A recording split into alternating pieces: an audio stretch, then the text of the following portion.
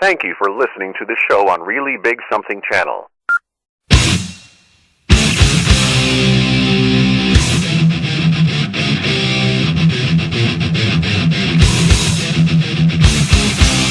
Warning: the Savage Nation contains adult language, adult content, psychological nudity. Listener discretion is advised. October 19th, 2017. And now, America's most exciting radio talk show, The Savage Nation, home of borders, language, culture. And here he is, winner of the National Radio Hall of Fame Award, Michael Savage. Now my show is just not static. Change songs, change ideas, shift around, keep you occupied. So I started doing Twitter after criticizing the president because I realized if you can't beat him, join him. If it's good enough for him, it's good enough for me. So I really got into the tweeting thing, and I found something interesting about Twitter, which is that the more trivial the statement or the story, the bigger the response generally. So like I put up Teddy loves gluten. I showed him eating a piece of bread last night in a restaurant. I got more reaction to that than I did to the story about Las Vegas. But I want to thank all of you who've gone on to my Twitter feed to help the Highway Patrol families devastated by the fires and to help that other family of children who lost their house. It's been so important that you did that. And believe me, the Highway Patrol knows that you're helping them. I was at a mall last night after the show yesterday afternoon, and they were, gathering things, clothing and groceries for those victims of the fire, real victims as opposed to fake victims in America. And there were CHP officers there. We had a wonderful meeting, took a picture with them, which I'll post one of these days. But those of you into cars, I know I'm jumping around now. I have two old Jaguars that I drive. I keep them in the garage, really, but they're like a hobby of mine. They occupy my mind during downtime. So one of them is a 1970 XKE. There was nothing really wrong with it, and like an idiot, I realized to not leave well enough alone. My father, I heard him come back from the grave and say, "What are you doing? If it's not broken, don't fix it." Well, anyway, I said, you know what? The car runs well, but I hear that there's only 20% friction left on the plate, on the clutch. I may as well do it now. So British engineering being what it was in those days, you have to remove the engine and transmission to put in a clutch in this XK. It's really a modified D-Jag racing car, which is why I always loved it. All right, so here's the story. If you want to see the car taken apart, it's up on Twitter, Jag Torn Down. There's the timing chains. There's the clutch on the floor. There's the transmission torn apart. There's my mechanic, Justin, smiling. I wonder why he's smiling so much. I hope he can put it back together again. So we're looking at that. That's a fun thing for me to do. It's a hobby. Everyone needs a hobby, don't they?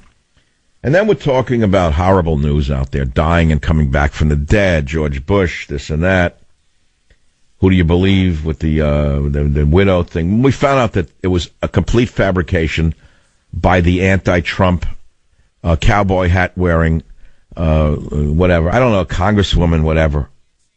It turns out she's an embarrassment to the Congress for what she did to Trump, horning in on a Gold Star call like that. But it shows you there's no bottom to how far the Dems will go to make a political point. It's sickening. And General Kelly's statement today was heartbreaking. General Kelly is a great former Marine general. I guess former general doesn't work. He's a general. He is chief of staff to Donald Trump. He is the gatekeeper. And he gave the ultimate to this nation. His son, his proud, heroic son, lost his life or gave his life for this nation in Afghanistan. I realize that means a lot to certain people. And it was touching to listen to General Kelly today as he commented upon this goofball hat-wearing anti-American congresswoman from Florida. And you got to hear General Kelly right now to hear what the right stuff sounds like. We don't hear it enough. And after 8 years of Hussein, we didn't hear it at all. But listen to General Kelly one more time, Robert, if you could pull that speech. It was so touching and so classy. At the one hand, it's heartbreaking. On the other hand, it gives you faith in America that there are men like this still left in politics. And thank God he's working for President Trump. Let's hear General Kelly. It stuns me that a member of Congress would have listened in on that conversation. Absolutely stuns me. And I thought, at least that was sacred. You know, when I was a kid growing up, a lot of things were sacred in our country. Women were sacred, looked upon with great honor. That's obviously not the case anymore, as we see from recent cases. Life, the dignity of life, was sacred. That's gone. Religion, that seems to be gone as well. Gold Star families, I think that left in the convention over the summer. But I just thought the selfless devotion that brings a man or woman to die on the battlefield, I just thought that that might be sacred. And when I listened to this woman and what she was saying and what she was doing on TV, the only thing I could do to collect my thoughts was to go and walk among the finest men and women on this earth. And you can always find them because they're in Arlington National Cemetery. God in heaven, thank God we have him. Just thank God that the best are still around in this country after 8 years of seeing the other types in Hussein's orbit. John Francis Kelly was born May 11th, 1950, Chief of Staff for President Trump. He previously served as U.S. Secretary of Homeland Security. Now, who is he? He's the right stuff. He is a retired United States Marine Corps general, a real one as opposed to the fake ones pushed forward by Obama, such as women who never flew or running the Air Force, women who never drove a power boat who are secretaries of the Navy. He is an actual former commander of the United States Southern Command and the Unified Combatant Command, and he was responsible for American military operations in Central America, South America, and the Caribbean. I mean, this is really an amazing man. And he's now the gatekeeper, as we know, White House Chief of Staff. I was interested in where he was born. Irish Catholic, Boston, 1950. Grew up in the Brighton neighborhood of Boston. And he was a wild kid. Before he reached the age of 16, General Kelly hitchhiked to Washington State, and he rode the rails, including a freight hop from Seattle to Chicago. So he was a wild kid looking for direction. He then served for 1 year in the United States Merchant Marine, where he says, quote, "My first time overseas was taking 10,000 tons of beer to Vietnam." In 1970, when his mother told him that his draft number was coming up, General Kelly enlisted in the U.S. Marine Corps. And he was discharged from active duty as a sergeant in 1972 after serving in an infantry company with the 2nd Marine Division at Camp Lejeune, North Carolina. He was commissioned on December 27, 1975 as a 2nd Louis in the Marine Corps via Officer Candidate School. And he went on in school. He got a Master's of Arts in National Security from Georgetown. In 1995, Kelly graduated from the National Defense University of Washington, D.C. with a Master of Science in Strategic Studies. Now, he was a rifle platoon, a weapons platoon commander in the 2nd Marine Division, by the way. And he's got a very distinguished career. And as I say, he gave the most a man could give to this country. His son. His son followed in his father's footsteps and died in Afghanistan. So he knows what he's talking about. He could have been bitter in his speech about that crazy fool in the straw hat. But he wasn't bitter. He was just classy, something that we have long needed in the United States of America. So thank you, General Kelly, for the gift of your service in the White House and the gift of your wonderful son in defense of liberty. I don't know what else to say. Now, talking about a sad story like that brings us back to the question that I had on the show earlier, which is I was reading that when after you die, your brain stays alive for a certain period of time, which is freaky to me. I don't know how that's even possible, you know. So I ask people to call if they think they died and came back. Let's hear what they have to say. Eric on WABC. Okay, we're batting 1,000. One thing I love about my show is the coordination, the timing. It's wonderful. Let's try another one. KSFO, Philip, tell us your story. Go ahead, please. Yes, doctor. Retired school teacher, shot in the head in the schoolyard, 1979, taken to the trauma center. Saw my body laying on a gurney. I had to be above my body. My consciousness was above my body. Then I saw a black tunnel and a little speck of light at the end of a black tunnel. I got drawn into the light. When I came into the light, I was at one with the universe. the stars. Every molecule of my body seemed to be at one with the universe. I didn't have to ask the question why about anything. It was just complete understanding because I was part of everything. And then I saw a green hedge. And standing behind the green hedge was my beautiful favorite grandfather, Joe. And I went over to Joe, and my grandfather, Joe. And I says, I love it here. I want to stay. I don't want to go back. And he says, you can't stay. I says, who says I can't stay? He says, that guy over there. And I looked over there, and it was somebody that looked like Jesus Christ. And as soon as that happened, I smelled something sweet. Now, mind you, you're in heaven, and there's no senses at all. And when I smelled something sweet, I get drawn back down through the tunnel and into my body. And when I open my eyes, I see a white square on the collar of a Roman Catholic priest. And guess what he's doing? He's putting sweet rose oil under my nose. And I said, you SOB, why'd you bring me back? And he laughed and said, that's what they all say. Isn't that amazing? Philip, that's an astounding story, and I believe every word you told me. Pittston Area School District, Martinelle Mattei Middle School. But who shot you? What was that? Who were you shot in the head by who? Well, there was something called the Barnum site where they put these trailers after floods, and guys used to go up there with shotguns and hunt bunny rabbits. But there was a couple guys up there with 225 high velocity straight trajectory rifles, and the bullet came tumbling down out of the sky and went in my head. And oh my God! So obviously you're a true believer in heaven, correct? I don't even know if David caught the ball. But Philip, hold on. You actually believe in heaven, correct? Oh yeah, definitely. I definitely believe in life after death. Well, you got me convinced. Absolutely. Well, I'm going to send you God, Faith, and Reason, which is only a book, but it talks about all these things in my own way. Thank God I've never experienced what you experienced, maybe in a minor way. I mean, sometimes I don't know really. I know I was hit by a car once and was bounced off a fender in Jamaica, Long Island, and to this day I don't know what really came from there. Sometimes I think it's all been a dream. Since then, one other time, a little close call, but nothing like you, nothing as dramatic as that. Philip, stay on the line. We'll send you that book. Well, we're running short of time on the Savage Nation.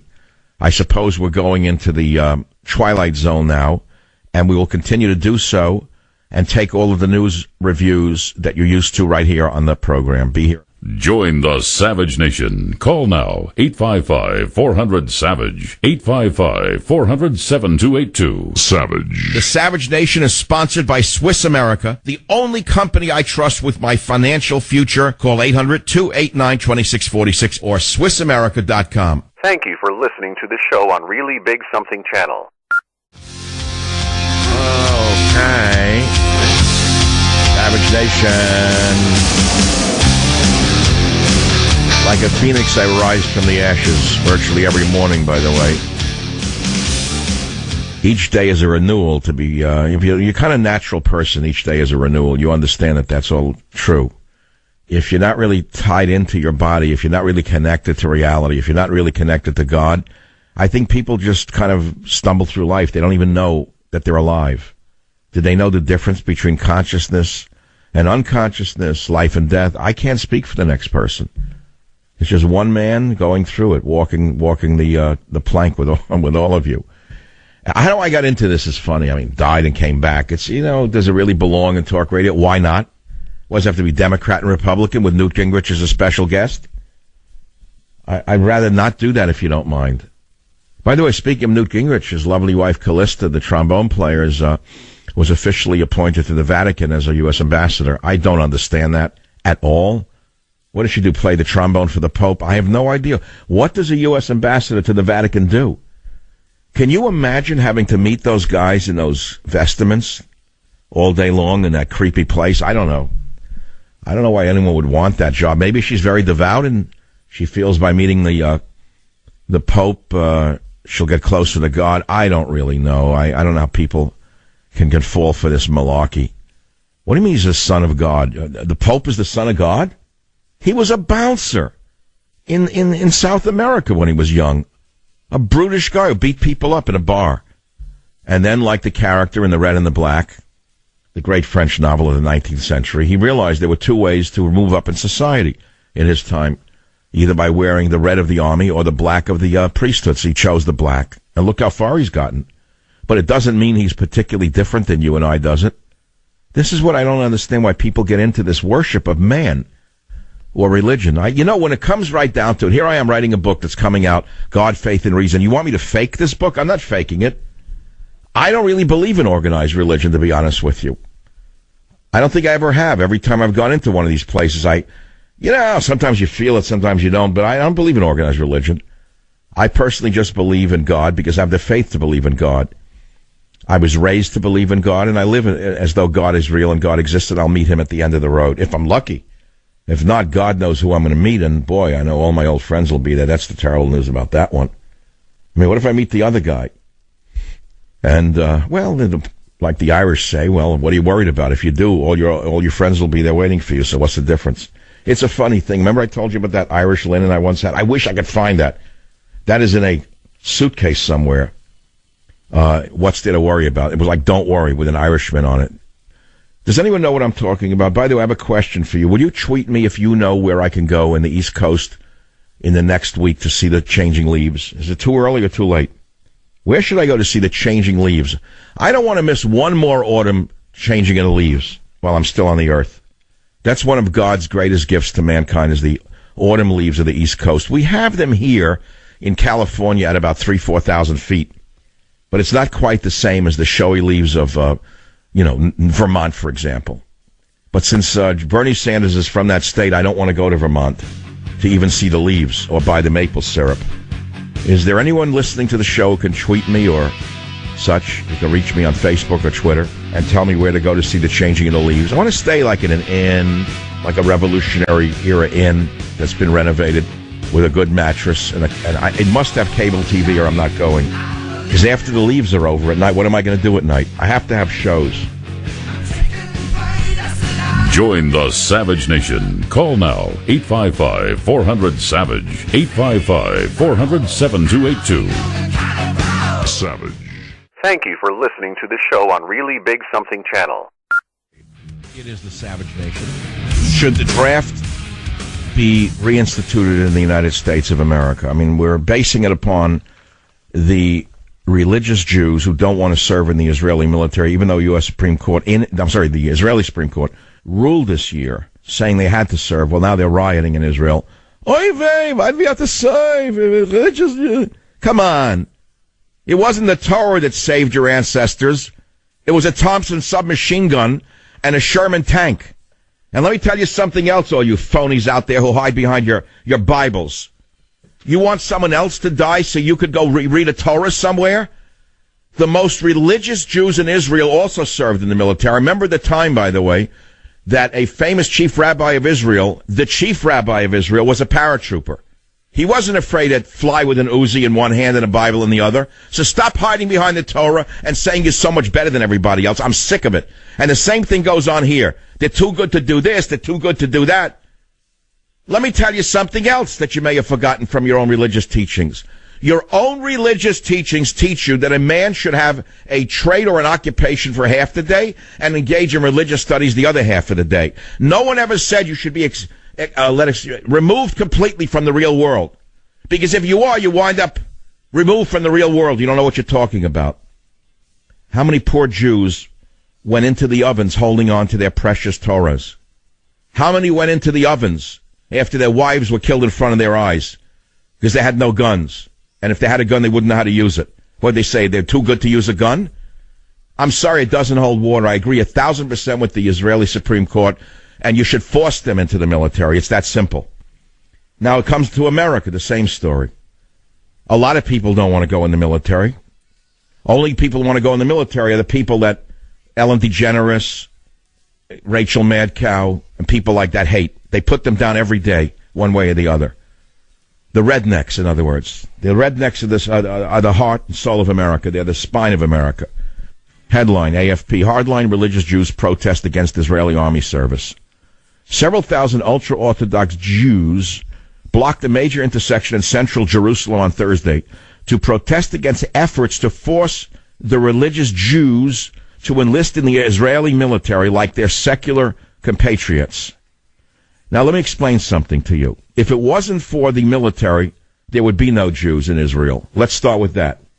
And for them to hide behind their religion and say that, how dare you tell us to serve in the military because we are engaged in religious study. Well, excuse me, you think the people in the military aren't engaged in their lives as well? So, in other words, ultra-Orthodox young men are hiding behind their religion to dodge military service. More than 100 have been detained over the recent demonstrations, including 70 ultra-Orthodox this week, blocking roads, sitting in the middle of the street. One of them had a sign that said, "To a military prison for the crime of Torah study." One man who's a draft dodger in black robes and payas says, "The state wants to silence all the Jews who want to study Torah." He said, "Lately they have seen the ultra-Orthodox population growing, so they want us to serve in the army and be absorbed into the general population." Well, my friends, I have a question for you. You see, in Israel, there's a law, and it requires men to serve 2 years and 8 months in the military on reaching the age of 18, while all Israeli women must serve for 2 years. But ultra-religious men are exempt from military service if they're engaged in religious study. Religious study. Well, every Orthodox Jew is engaged in religious study because they read the Bible every day. So what, they get a pass? It's like people with disability placards on their cars in San Francisco. What do you think, they're all disabled? Are you joking? How many people have you seen jump out of cars in your town, hopping into the IHOP, who have absolutely no disabilities whatsoever, and they use the blue card that was put aside, that space, for the really crippled? I can ask you a question about Israel, but I'm not going to. I'm jumping to America. And here's my question for America. And you ready for it? Should the draft be restored in America due to all of the tensions in the world? I think it's an important question because I believe it's going to happen anyway.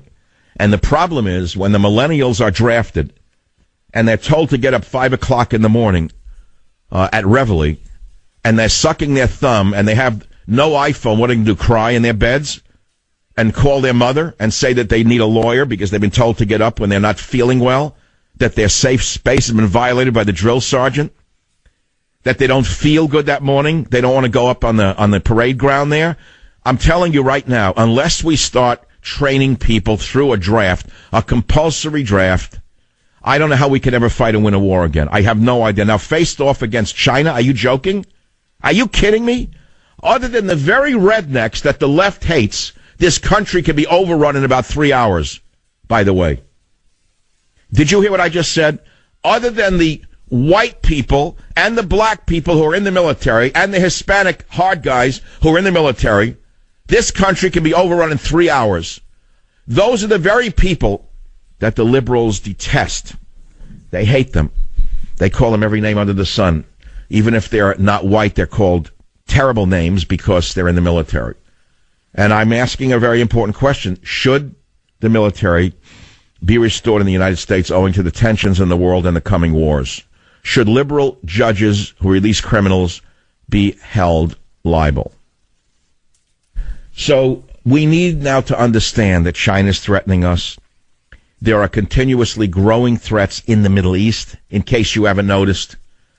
Maybe you have a wig on your mind and you don't really know what's going on. Maybe you're still listening to Mr. Ha-Ha.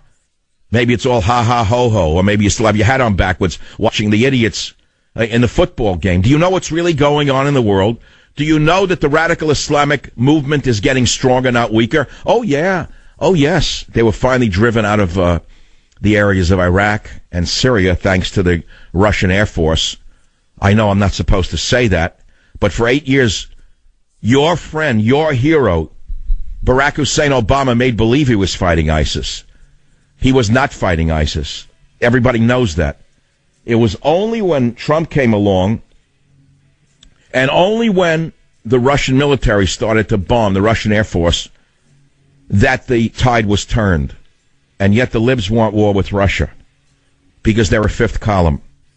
The liberal establishment is actually the fifth column. Fifth column, not the fourth estate. The news is so depressing. The country is in such a grave state of shock.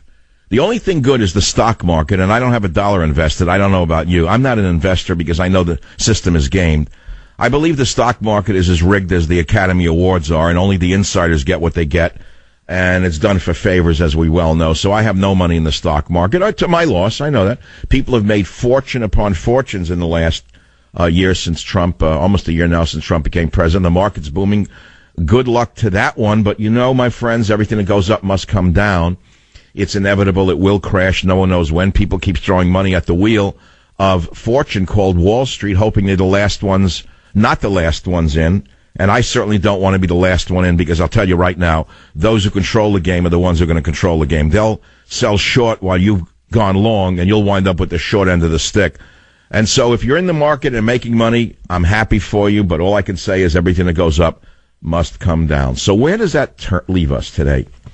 Where does it leave us when we don't know which way to turn? A lot of people I know are very upset with the state of affairs. They're terrified there's going to be a nuclear war. They don't understand why fires keep breaking out in California. Things are not looking too good. The FBI and the Las Vegas Police Department keep changing their story. The sheriff who gives his delivery on what happened changes the timeline, and then increasingly looks like he's freaking out and sweating.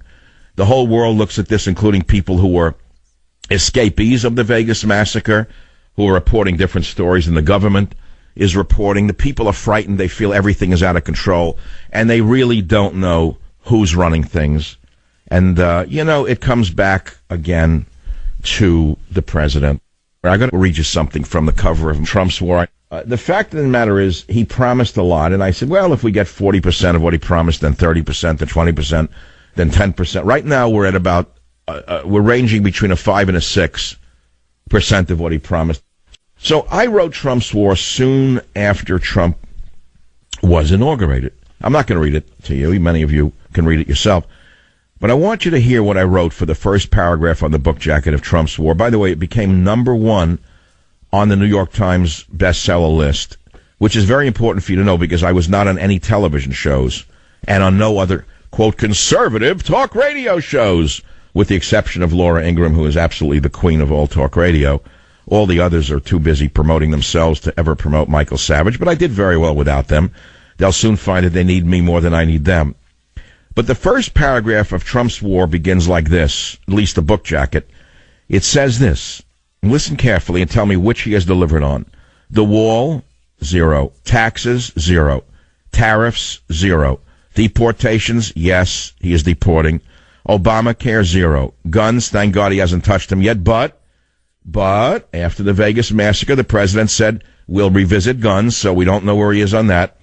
Military strength, he gets 100% on that. It's gone way up. Schools, he's left them alone. Give him 100% on that. Abortion, 0. He's done nothing to stop Planned Parenthood. They haven't been put out of business yet. Religion, he hasn't touched that. I think that we give him a plus on that one. And I ask, what will the new president do? In this book, the man who many consider to be the determining factor in driving Trump over the finish line by motivating millions of undecideds and the deplorables who would have otherwise sat out the election, provides a crucial first look at the early direction of the Trump presidency. Now, I want you to pay close attention to what I'm about to read to you if you think I was deluded and fooled. Here is what the book promised. It said, the president faces relentless opposition from special interests in both parties who stand to lose trillions if Trump's America First policies become the law of the land. Not only will Trump have to overcome progressive ideologues, neoconservative ventriloquists, connected corporate interests, and a military-industrial complex bent on permanent war, Trump will also have to fight progressive beliefs even he and his otherwise conservative appointees have unwittingly accepted. That's a complicated sentence. I'll read it again.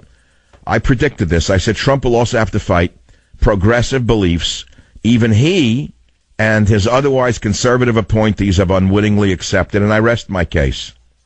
The fact of the matter is, I'm not surprised that we've not gotten so much yet. We've gotten some, and I guess we could always do the default mechanism and say, well, it's better that Hillary wasn't elected. And it surely is, because to have to not hear her lambast white males, lambast America, is worth it to me.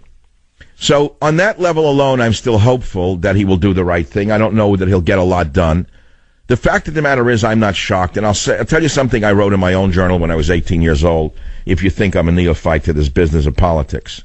I've been political a very long time, but I've never gone into politics because I always felt liars were all thieves and liars and, frankly, just actors.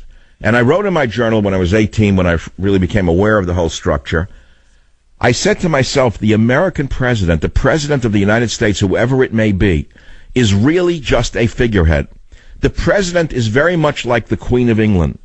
They ultimately have no power. All they do is have the power of public opinion. That's all they have. I wrote that when I was 18. Has anything really changed? I don't care who the president is. Do they really have ultimate power? Well, they do. They can spare you from a death sentence. They can condemn you to death. They can command a war. They can start a war. They can end a war. I get that. They're the most powerful people on earth. But at the end of the day, do you really think that they have power over the daily goings-on in our country? I think that they're truly just figureheads. So where does that leave us? Where does it leave a natural man like me when I realize once again that, no, I have not been duped. I just had an awful lot of hope and faith that Donald Trump would make a big difference, and maybe eventually he will. But I personally feel we're going to get a tax increase, not a tax decrease. You can write that down.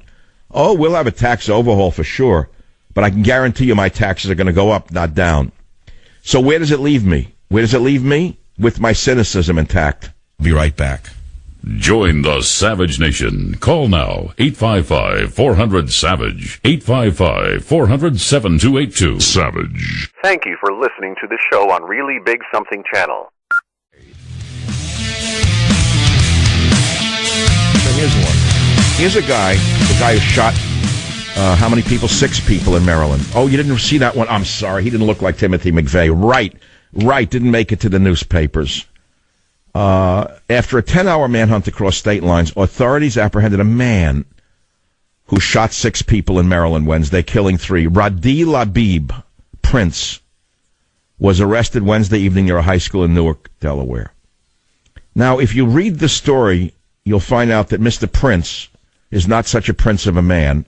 He had been arrested 42 times in Delaware. He was fired from a job earlier this year after punching a coworker.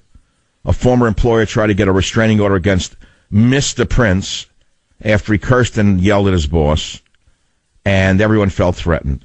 So Prince now goes on a shooting spree, even though he had been arrested 42 times in Delaware, which leads me to a big question today, which is, should liberal judges who release felons who commit crimes, should the judges be held liable? Of course they should be.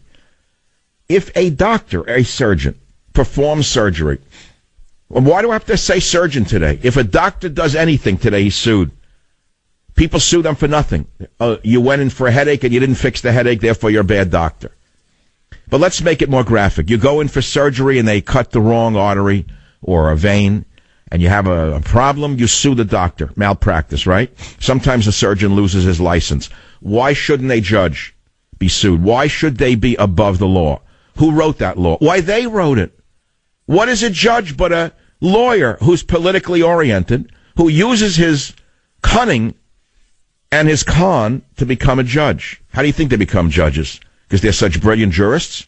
So why should a judge be above the law? That's all I'm asking you. Of course liberal judges who release criminals should be held liable. I'm asking you a rhetorical question. That's all. Should liberal judges who release criminals be held liable? Yes. Can they be? Never. Because they write the laws. That's why they're judges. Should the draft be restored due to all the tension in the world? Yes. Will it be? I don't know. Can it be in this political climate with all the hysterical leftists out there who would say that they need a safe space, and the mean drill sergeant told them to do something like get up in the morning and take a shower, cut their hair, take the nose ring out of their nose, call the ACLU? Why don't you just create an entire brigade of millennial snowflakes and put them on the front lines and let them run the war the way they want? It's no joke, because this is going to happen anyway. Savage. Thank you for listening to the show on Really Big Something Channel.